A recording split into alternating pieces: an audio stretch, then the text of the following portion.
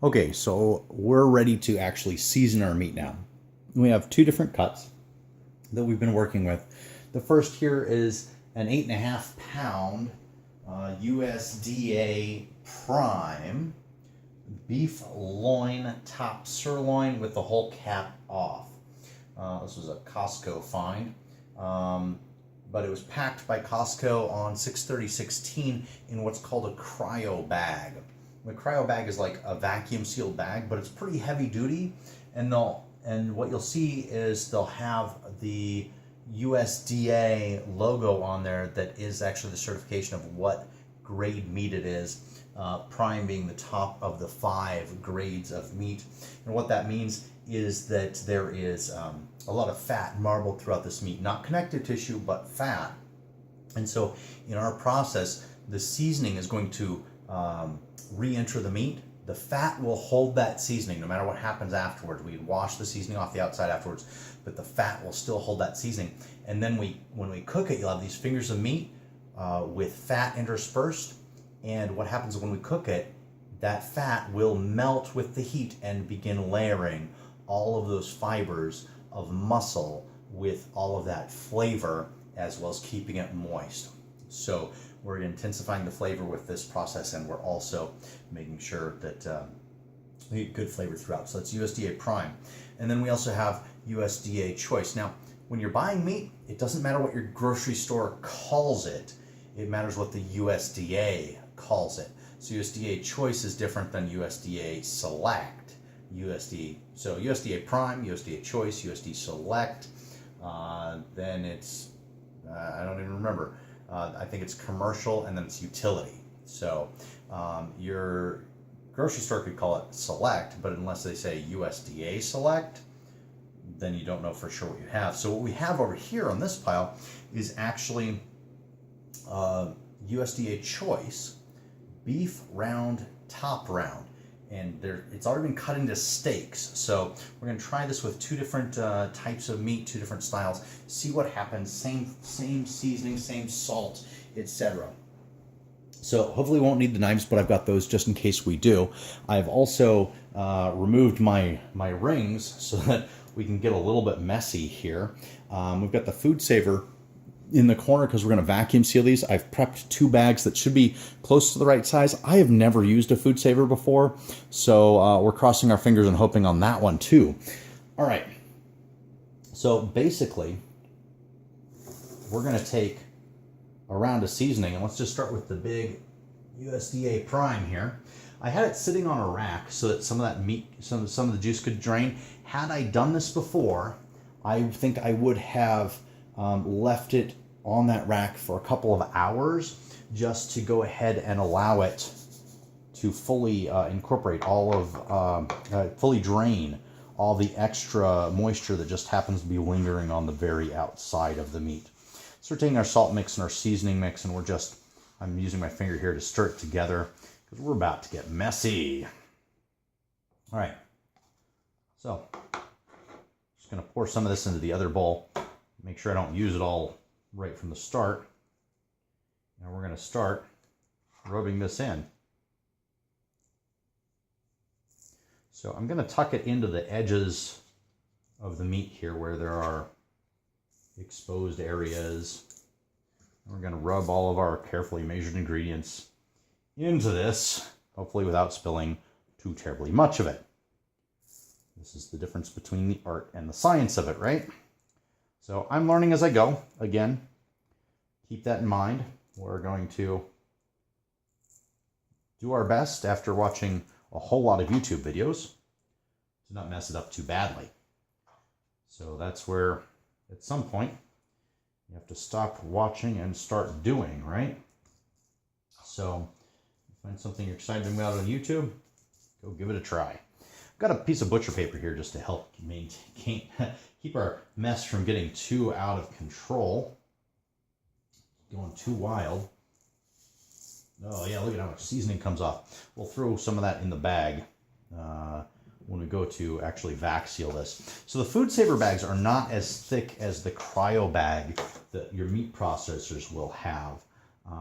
They're definitely a home use as opposed to the industrial grade. And we've got a little bit of fat on here still, and we're just going to leave that because as part of our drying process, we're going to end up shaving some off on the outside potentially anyway. So we're going to let that fat be there. And then if we choose to roast this or whatever, get a little extra fat. But we've got a plan around the fat, because one of the things I'm not excited about with the dry aging process is not just the loss of water weight, but the loss of actual product that you end up cutting or trimming off of the outside, which is probably why it's a whole lot more efficient for the sake of the animal to hang a whole side of beef or an entire beef and allow it to dry age as a whole, as an entire animal, and that way it maintains a little better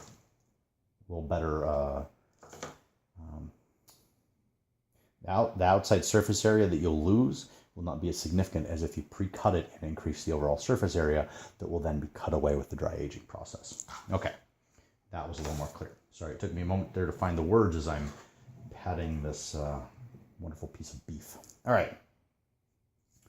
So, had I planned ahead a little bit more, I would have already rolled down the first little bit of our Food Saver bag to make sure the edge stays clean for sealing.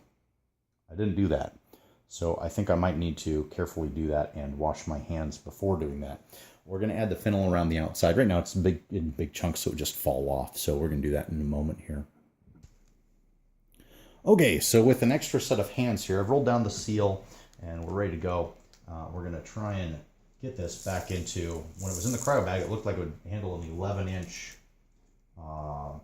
wide bag.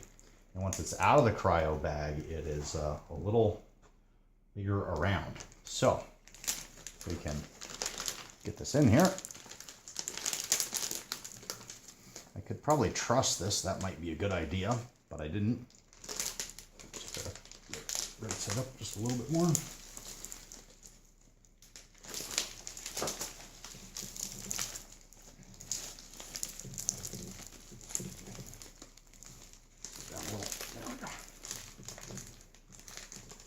Okay, so this is definitely what we call a tight squeeze, huh?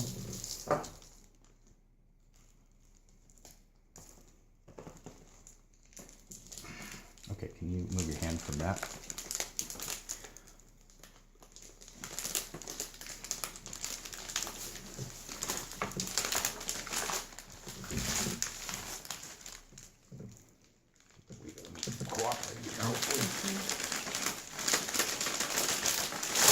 Boom, shakalaka. All right, so there's the meat carefully placed in the bag with a little fennel surrounding it. What we're going to do is just gather up all of our other seasoning here as best we can. Put our fennel in. We're going to actually take a second and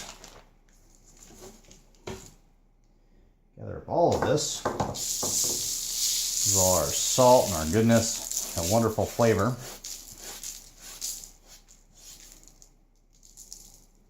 Cutting board to the side for a minute. And now we're grateful for the butcher paper, huh? Oh yeah. Oh, looks like I went to school to work with herbs or something. Did something right there, huh? All right, we're going to sprinkle that in so it's all around this meat. And that meat has all of that salt, all of that flavor. We're just going to pile it in, work it in all around this. There's actually a spot here that got rubbed off, so I'm going to put some in my hand and try and get it worked into that area right there around that piece of beef. Go on everything. Oh yeah, to be flavored nicely. I'm going to spread out the fennel on this side just a little bit.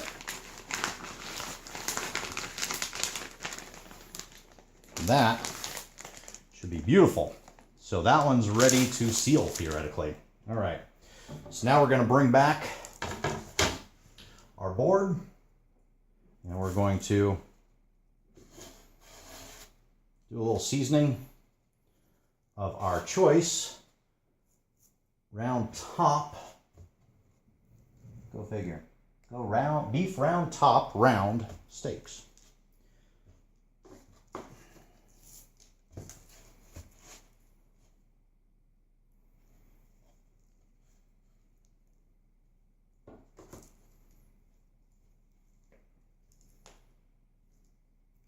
These are a little smaller, a little easier to handle, so we're picking them up and helping them dance with the herbs just a little bit, huh? All right.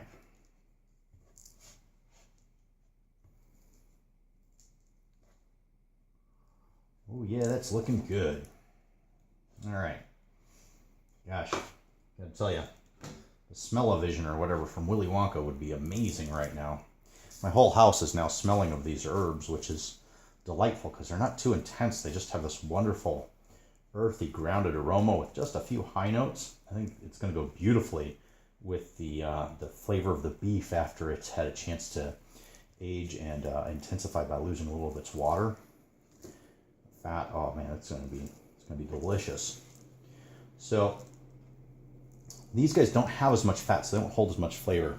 Generally speaking, with dry aging, what I've learned from watching YouTube, thank you YouTube, is that the lower fat cuts, if you try dry aging them, there's not enough fat in there, and you end up with a hard piece of meat where you have a lot of product loss.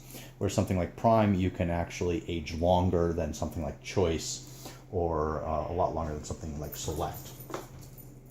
So we will be doing a wet age process on these combined with a little bit of a dry age process so we don't lose too much product along the way.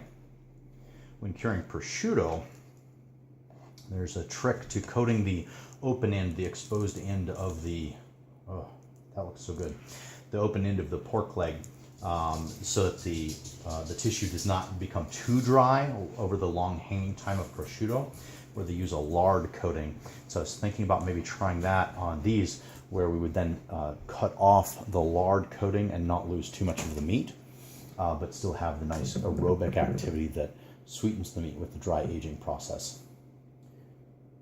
I know, you knew all that, right? Okay. So now we're gonna, oh, you know what I forgot to do here? Forgot to mix our salt in with all that rub.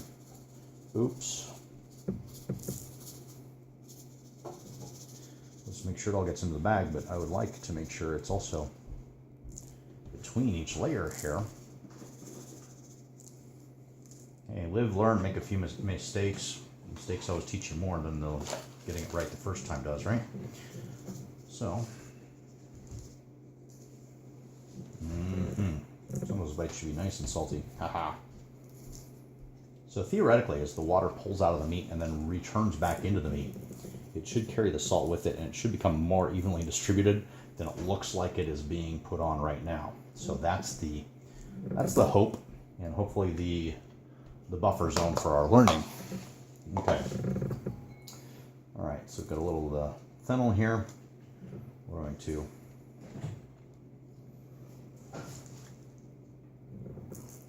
put these steaks in all together as one large piece for the time being, and I'm going to figure out how I'm going to stack those. So I think we're going to flip-flop them around. They should have come. Butchers are kind about keeping muscles in the order they cut them. And so it looks like we're getting pretty close here to how that was once one muscle. Let's make sure there's fennel between the layers.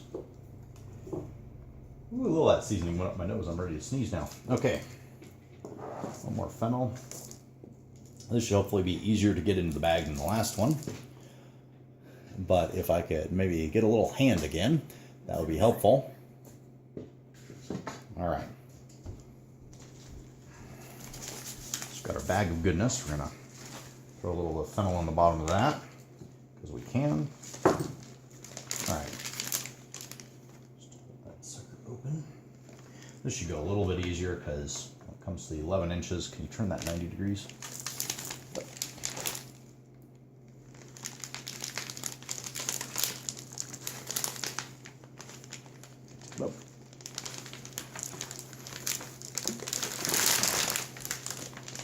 again, had I trussed that together, that might have been a good idea, but I did not, so here we are. All right. I don't know. I haven't done this before. So, take it till we make it. We'll find out how it comes out.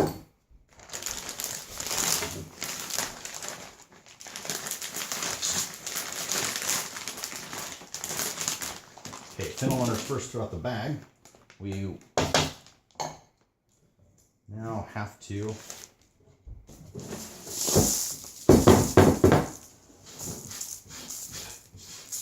get all the rest of these goodies in there as best we can.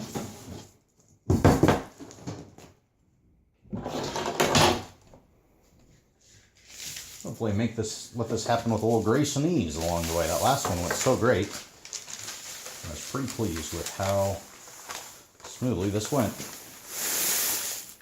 There we are. And these are actually coated pretty well. The only concern is potentially that salt amount that I left out. So there will be a little salt in with this bag. And these are a little lower on fat. So a little more seasoning actually might do these more good, make the fat that is in there a little bit more intensified in flavor. All right, so I'm just going to clean away the paper. We're going to bring the food saver into the camera so we can see it, and we're just going to vacuum seal these. Okay, so this is the food saver. We got things cleaned up, and when we made these bags, because these are off of a bulk roll, when we made these, we selected our moist setting to seal the bottom of the bag. And actually, it was my first time experimenting. I was able to do a double seal on this one by putting the bag in pretty deeply at first, and then the second time just edging it in until it barely caught enough to make a seal. We ended up with a nice double seal on this one. The other one, didn't work out quite as nicely. But we rolled it down a significant amount. You can see the clean portion of our bag versus where the seasonings and spices actually have discolored the bag a bit. By the way, during this whole project, we've had a roll of paper towels on standby for working with the meat. So there we go. So you can see the discoloration of the spices and then where I rolled down the bag. So I want to make sure our seal is occurring in this area. So if your vacuum sealer takes up more space to make the seal, you need to make sure that you get that all the way in. So we're just going to smooth that out a bit, line it up. We've got our food set to moist, and we're going to hopefully do this well the first time and have success. That's the hope anyway. So the instructions are to put it curl side of the bag down, which this has a slight texture on one side and then smooth on the other side. The smooth would be the top when you're putting it in. And I'm going to make sure my roast is close enough I don't have to drag it along with me when I put this in. And here we go. Hopefully magic will happen.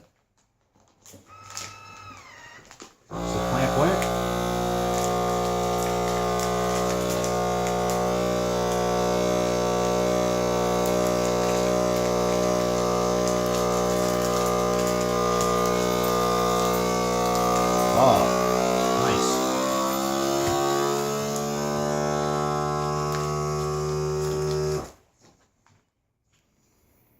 So it should be sealing now, which is the red light. We got a nice amount of the air squeezed out as we went.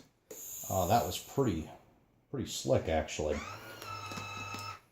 So, and that should give us a wet seal, which should be a little stronger than dry seal. I was a little crooked putting it in there. I was a lot crooked putting it in there, but we got there. Some things have recommend a second seal, a second safety seal.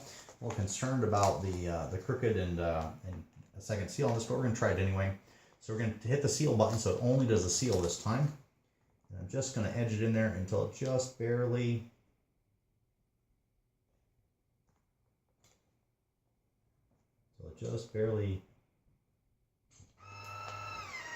senses it. And I backed it out just a hair at the last second.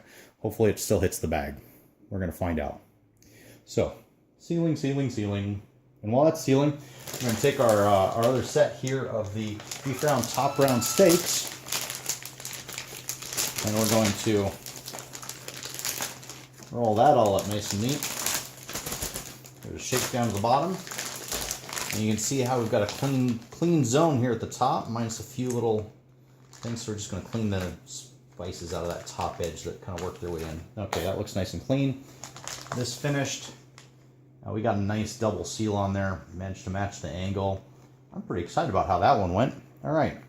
It's nice when the bag goes your way with the expensive piece of meat, right? All right. So this is not as thick as a grocery store cryo bag, but that's set, and we can occasionally rotate it in the refrigerator, move it around a bit, and over about 3 days, the salt will pull the moisture out of the meat, and then the meat will reabsorb that. Because of the weight of this meat, it might take a little longer, about 5 days or so.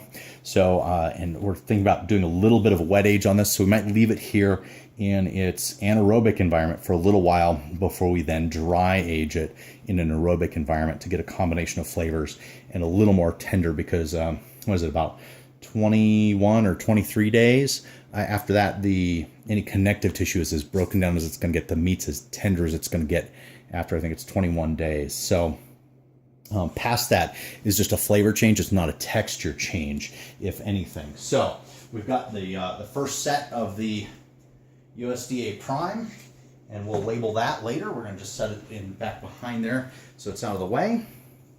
And we've got our next piece here. Again, we're going to arrange this so the textured end is on the bottom.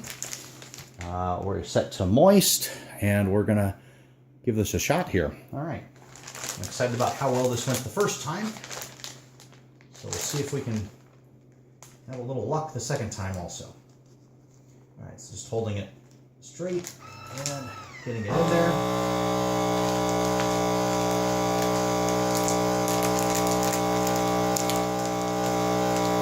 Arranging the fennel up on the meat a little bit differently here as we go.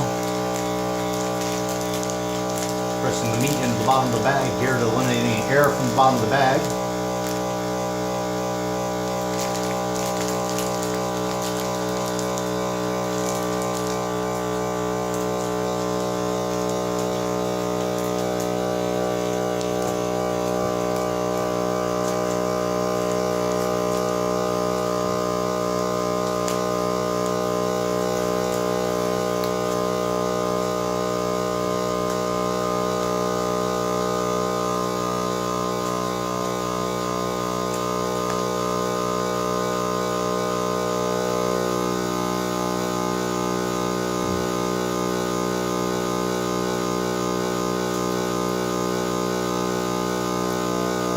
So the good news is it's in the bag. The bad news is we don't seem to be getting a good seal. We're losing some air, and we're not getting a full seal.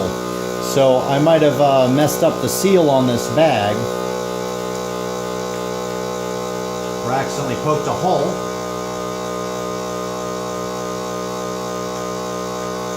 Yeah, that's not happening. So we're just going to cancel that, release the bag,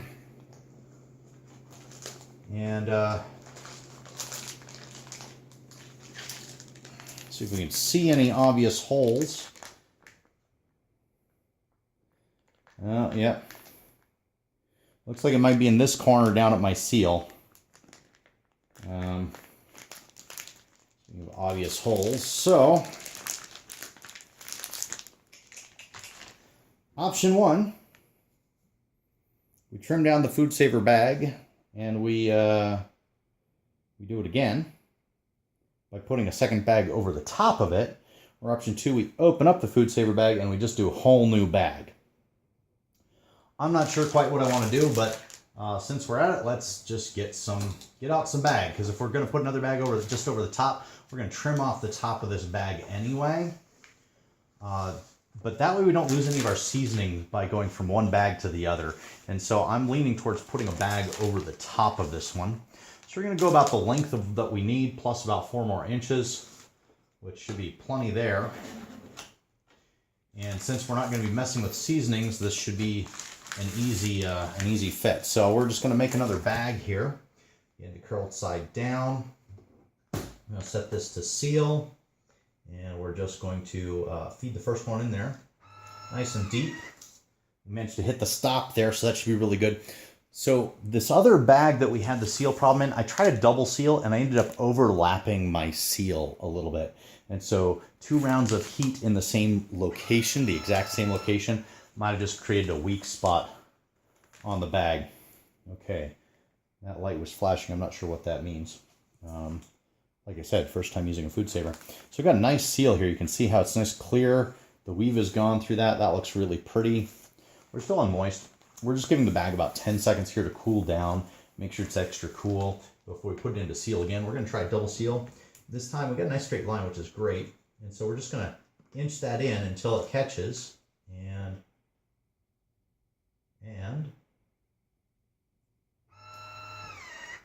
back it out half a hair while we can. All right.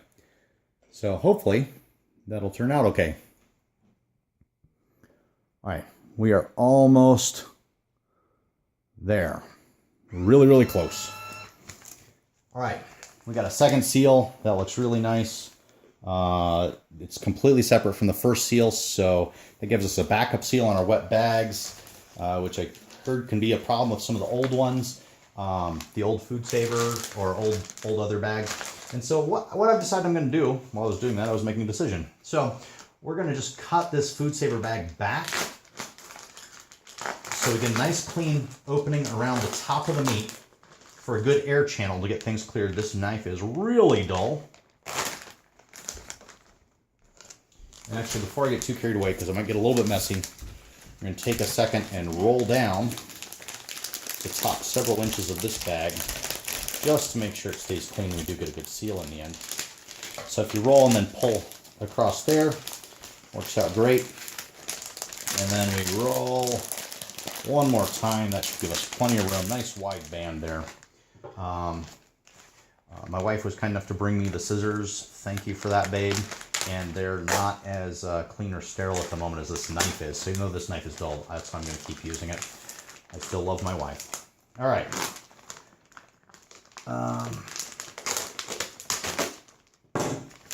By the way, my wife has been awesome. She has been an angel in supporting this project, and took my son out to visit the farmer's market, and then they went to the airport to see the airplanes, and now he's having a wonderful nap, and that allowed us to have our conversations and get our work done here with this exciting, fun project without too much interference from extra noise and shaking and accoutrement, because knives and meat and food and something you hope to age for a while does not require the fingers of a 2-year-old to help it age properly. So, and Orion absolutely loves cooking, so there we go.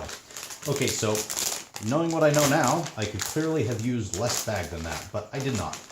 So we could trim that back, or we could just go for it. I'm going to just go for it, because that way if I need it, I can cut it and try another seal if I have to. So we're all set. Moist mode and like beast mode, but better. Okay, so we're just going to slide this in here, center-ish. Okay, and up to get the vacuum. And it's starting again.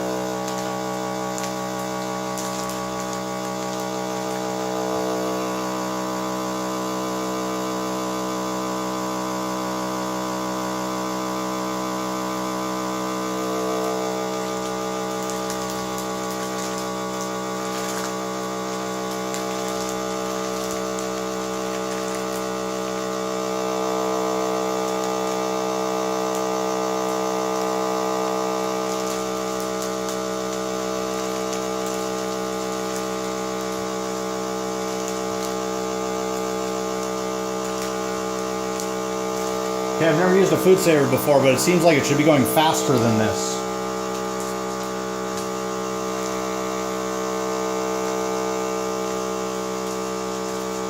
The first one sure did.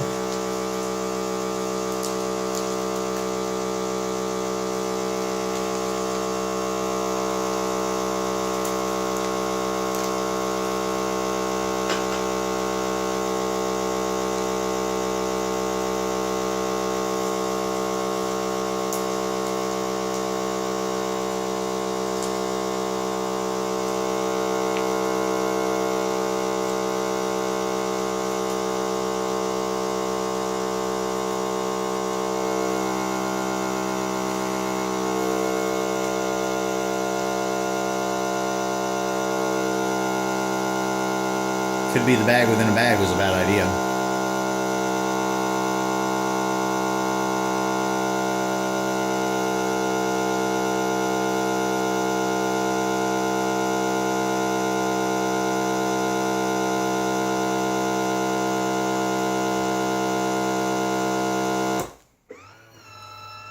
Okay, it's giving us a red flashing light that I think means it couldn't establish a full seal and a full vacuum on that.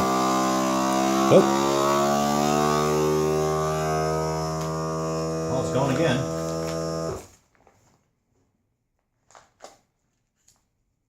Okay. Well, it's doing a seal now. I don't know what the difference was, but voila. So this time when the line goes off, I'm going to pull the bag out and see what happened here. Because I think the first time it did not do a seal. Ooh, that's nice and warm. Okay, it got a good seal. I think that's sufficiently vacuum packed for our purposes. I think that should be all good. So, hey, hurrah. So we're going to put this in the fridge. And don't want that to creep in there on accident. We're going to put this in the fridge, have it do its thing for a little while. Each piece of meat I think we're going to do a little bit differently, and we'll decide when we're going to pull those out. I'm not exactly sure on them, but I wanted to get them in the fridge today, so we'll sit and think about the rest. All right, that was it. Hopefully that helps. Bye.